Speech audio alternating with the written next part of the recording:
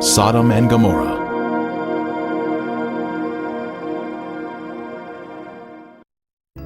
When the morning dawned, the angels urged Lot to hurry, saying, "Arise, take your wife and your 2 daughters, who are here, lest you be consumed in the punishment of the city." Lot, his wife and daughters, all fled from the terrible destruction of Sodom. Likewise, as it was also in the days of Lot, they ate, they drank, they bought, they sold, they planted, they built. But on the day that Lot went out of Sodom, it rained fire and brimstone from heaven and destroyed them all. Wicked men were punished by the Lord in a divine judgment of fire. The intense heat consumed the wicked cities and their inhabitants.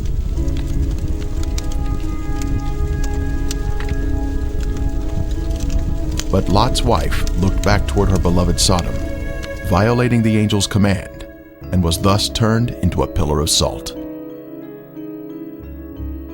Turning the cities of Sodom and Gomorrah into ashes, condemned them to destruction, making them an example of those who afterward would live ungodly. This is a visible example that is mentioned here. The Bible tells us the cities were in the plain of Jordan, which is the area surrounding the Dead Sea, and it was once a beautiful, lush area.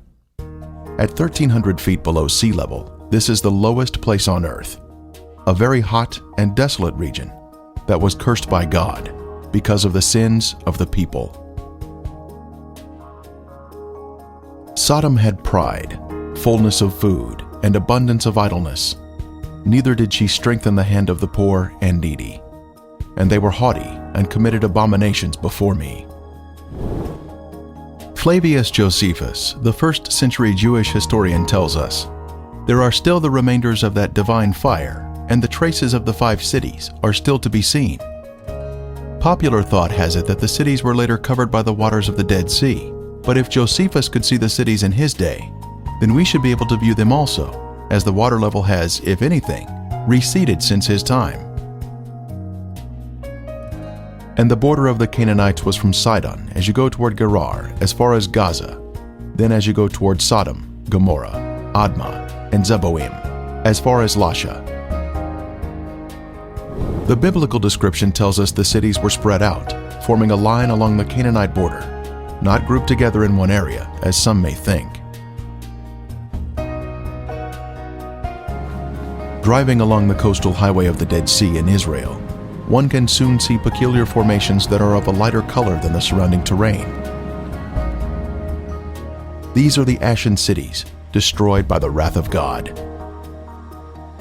These cities were consumed by intense flames, a supernatural heat that was directed by the hand of God.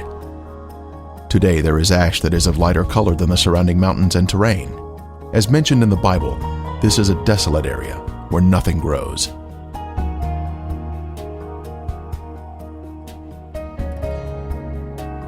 Inspecting the formations closely, one can see structures containing man-made elements, such as 90-degree angles. Even though the buildings were consumed by the fire, the remaining ash in these cities is comprised of a heavier material due to the inclusion of brimstone or sulfur, and still retains some of the original shapes of man-made structures. This stunning structure stands out as a singular formation with 4 sides, surrounded by a deep moat.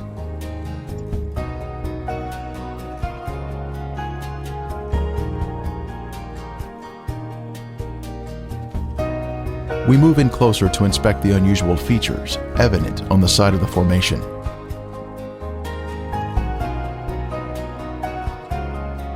On the side of the structure, this swirling pattern is different from any type of sedimentary rock or soil that would normally contain horizontal, even layers.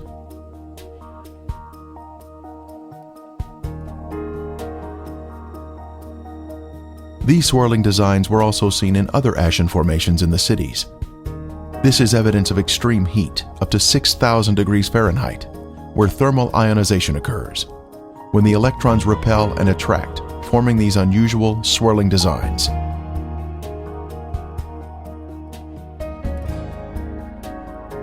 In Lot's day, this area was a swirling cauldron of death and destruction, rained down from the Lord in heaven.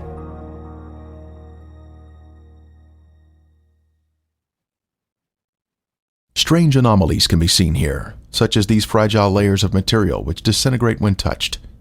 The limestone buildings in the cities of Sodom and Gomorrah were totally transformed into ash by the consuming fire of the Lord.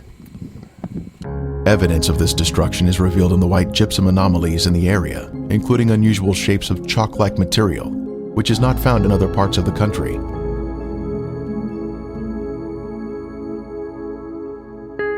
Even layers of white and gray material can also be seen, comprising gypsum and ash.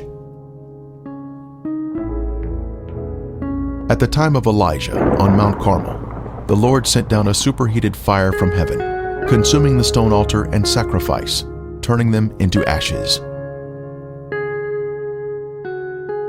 Then the fire of the Lord fell and consumed the burnt sacrifice, and the wood, and the stones, and the dust, and it licked up the water that was in the trench.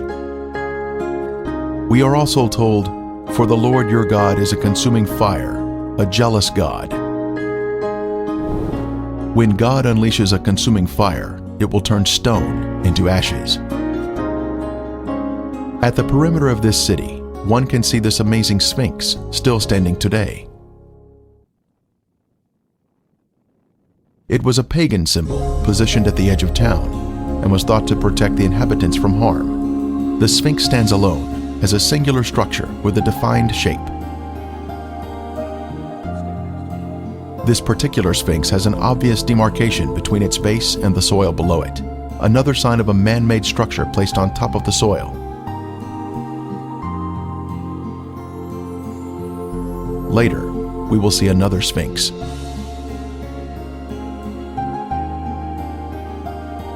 From a higher level, a large section of gypsum has fallen down here. It clearly exhibits the alternating layers of white ash that is calcium sulfate, gray ash that is calcium carbonate.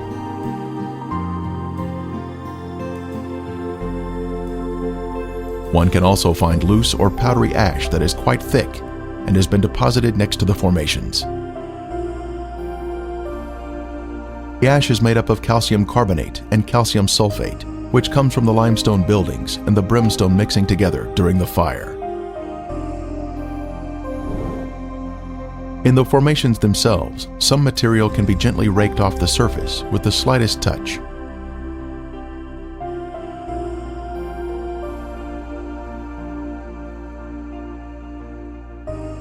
Looking down the city streets, one can notice man-made shapes which are not found in nature.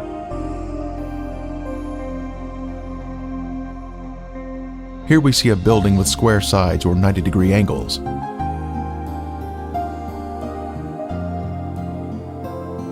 From the opposite side, we can see the same symmetrical structure and man-made angles.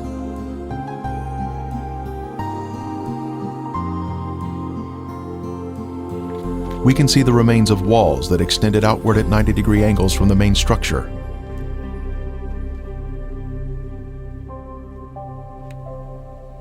Once again, further evidence of man-made construction. Here we can see square windows that are visible in the walls of the structures, which give us a view of the past. Scanning the city for signs of prior habitation, we can see in the foreground a tower of cylindrical design, positioned at the edge of the city. The remains have suffered greatly during 3,500 years of wind and rain erosion. Even still, there is the appearance here of streets and man-made structures.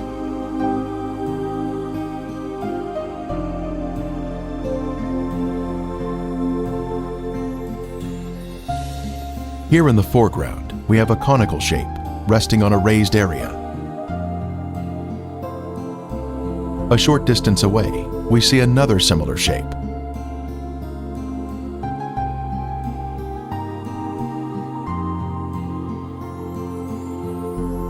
As we pan across the city, we can see in the distance an arched doorway that exhibits a symmetrical shape even to this day.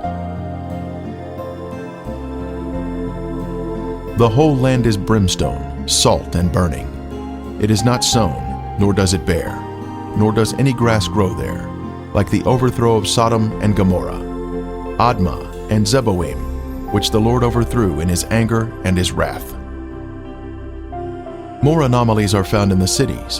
In this case, we have a large hardened clump of material that we broke open, revealing layers of previously heated material, including gypsum crystals created by the combination of limestone and sulfur.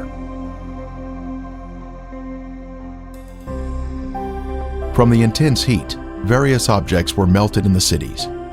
Here we have some material that was boiling on top, while the remainder of the substance pooled at the bottom, creating a solid base.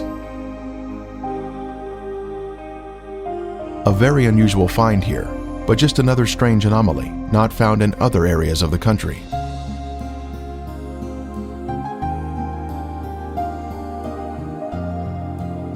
Here is another example of some type of substance that was melted from the extreme heat that God rained down from above. Resting on the ground, we find an unusual layer of gypsum crystals. Underneath the crystals is a layer of white gypsum, then gray ash, all of which was created by the great conflagration of heat, which consumed these sinful cities along the Dead Sea.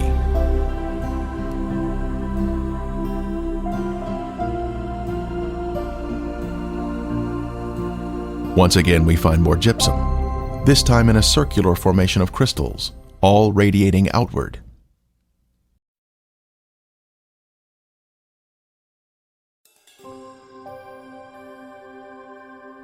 Then the Lord rained brimstone and fire on Sodom and Gomorrah, from the Lord out of the heavens. Brimstone. Our first sample was found here, having been washed down from a higher location. This is the heavenly marker left behind, which proves the sites to be the real Sodom and Gomorrah. Ron Wyatt was the original discoverer of these cities in 1989, and he now describes the brimstone found here. Okay, we're down at Sodom and Gomorrah still. Right in front of you see some unusual looking spots on this, shall we say, layer of ash. It's not stone, it's ash. Now we'll move in for a close-up of this. And you can see that they're kind of circular shaped places. Now what we have found, and we'll move in a little closer here, is that inside each of these is sulfur. That is in most of them. Now the ones that do not have sulfur in them, and this one we just took a bunch of sulfur out and put it in our specimen bag. But the ones that don't have sulfur have a very black center where they have, where it's been very hot. So now we'll move in on this one where there is some sulfur still present, and back off just enough so you can see what we're up to here, and we'll go collect that sample in a bag.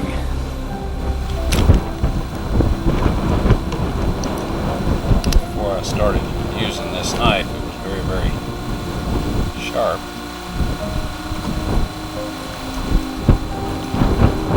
Okay, here this is, and we have collected some more, and it smells and tastes like sulfur.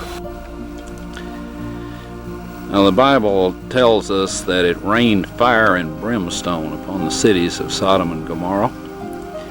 Now what you see in front of you here is the results of large and small, well, varying sized chunks of sulfur, burning sulfur that have hit.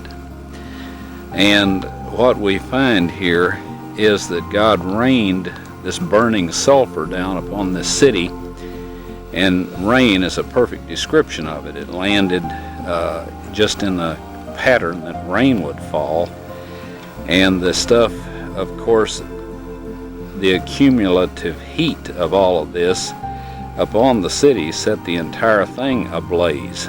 The flashpoint of every material there, metal, stone, of course the people, and everything burned, and this sulfur continued to burn, and it vitrified the material around it. After it had burned it all up, sealed itself off from the oxygen, and then of course smothered itself out. And in each of these little crystalline capsules here is a varying size chunk of sulfur, and there are millions of these in these ashes that we have here. Now some of them we have cracked open so you can see the sulfur inside, and others we have left intact, but there are millions of these here. So this shows that God indeed rained fire and brimstone upon these cities. And if you look in your dictionary under brimstone, you'll find that it is sulfur. A piece of the brimstone from the cities was lit at night, and soon there was a beautiful blue flame produced by the burning sulfur. A very strong aroma of sulfur filled the air, and was overpowering if one directly breathed the fumes.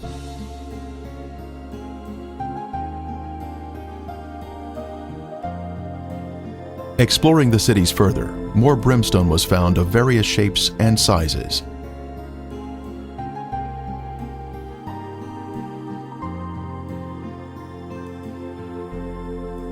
Several samples had been washed down to areas below and were added to our growing collection.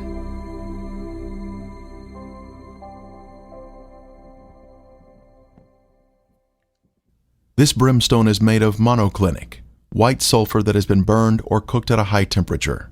It is quite different from natural sulfur that is formed in geothermal areas.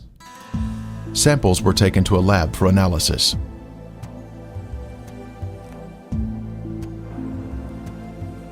Each specimen was carefully separated and prepared for testing, with the outer portion cast aside.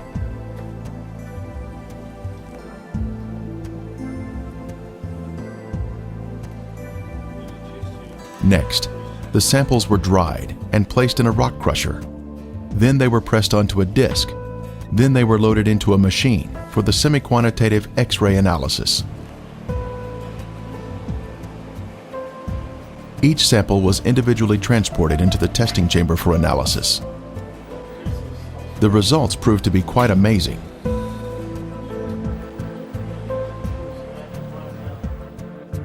As the samples were found to be 98% pure sulfur, unlike any other sulfur found on Earth. This pure, cooked sulfur is the heavenly marker that was left behind to show the world that the Lord, without a doubt, destroyed these sinful cities at His command.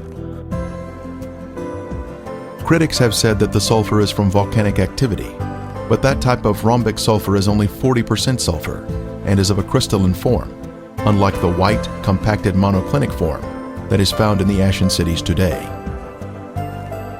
Here is a round piece of brimstone embedded in a section of ash.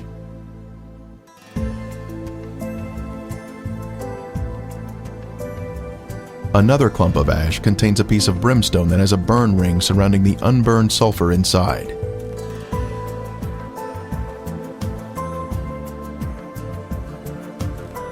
This mound of material has a lid that easily comes off, revealing the round nugget of brimstone inside.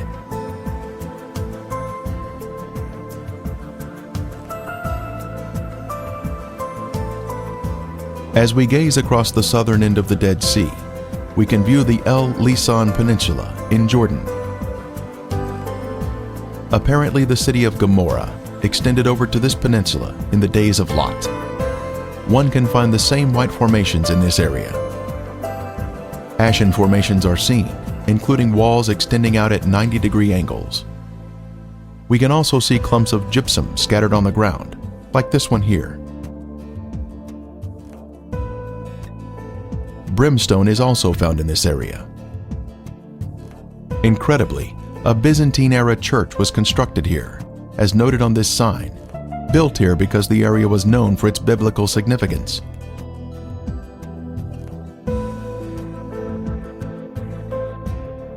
Back over at Gomorrah proper, we can see white, ashen worship structures built atop an acropolis or high place.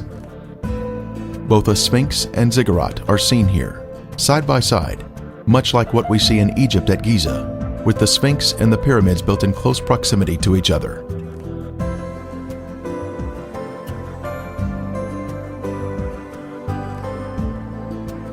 While inspecting Gomorrah, other visitors arrived to view the unusual formations. The sphinx is made of a white material, whiter than the ash surrounding it.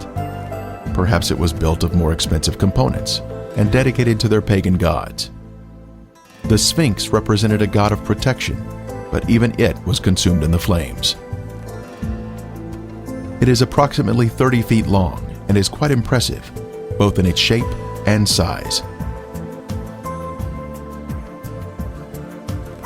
Resting near it is the ziggurat, symmetrical in shape and also comprised of a special white material. Here we can see a ziggurat standing next to a symmetrical tower. Next, we can see an arched door between two pillars, and once again, another arched door. As we scan across the city, our eye notices a raised white formation in the distance.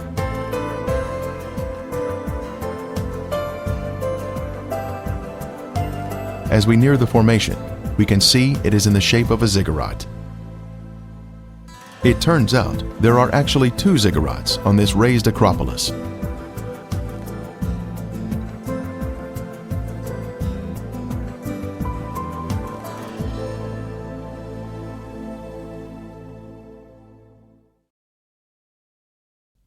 As we stood next to one of the ziggurats, our team found perfect specimens of melted brimstone, where the liquid from the burning sulfur had cooled down, forming a hard, crystalline shell around the unburned sulfur that was hidden inside.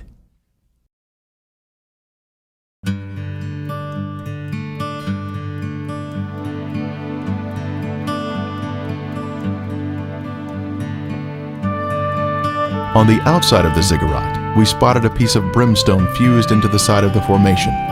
Using a knife, it was opened, revealing the pure brimstone inside.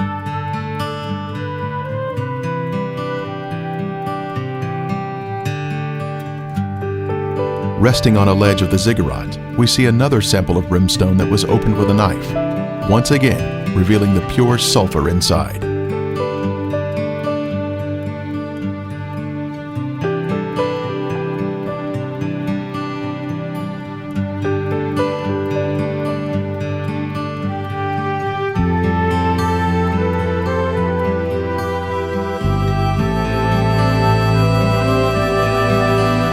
The most impressive evidence was this cremated bone fragment that was left behind from some lost soul of Gomorrah. The bone marrow inside was cooked until it had turned white.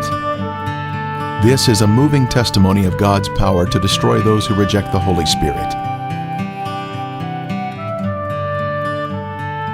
Are we in the will of God, allowing the Holy Spirit to guide us into obedience?